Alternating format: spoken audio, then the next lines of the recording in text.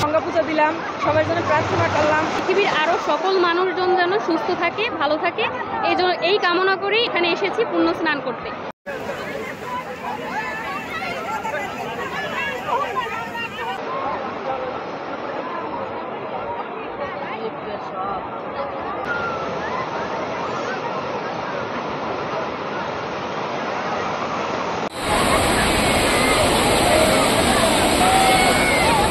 সারা রাত্রি রাধাকৃষ্ণের মন্দিরে ছিলাম।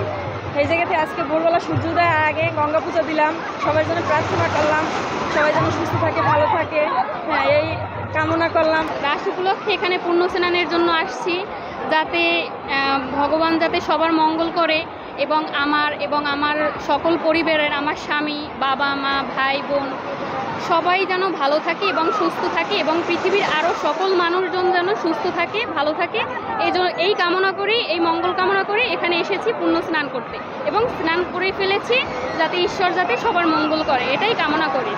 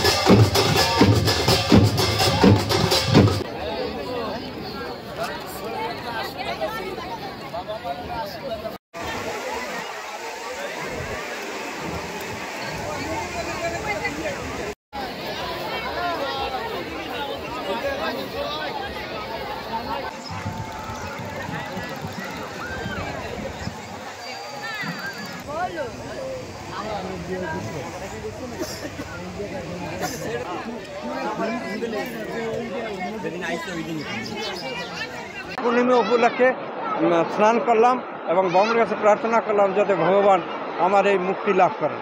পাপ কাজকে যত করে থাকি তাহলে পাপ থেকে মুক্তি হয়ে যায়। এখানে পুণ্য স্নানের জন্য আসছি, ঈশ্বরের কাছে প্রার্থনা যে মঙ্গল কামনার জন্য তীর্থস্থান এটা।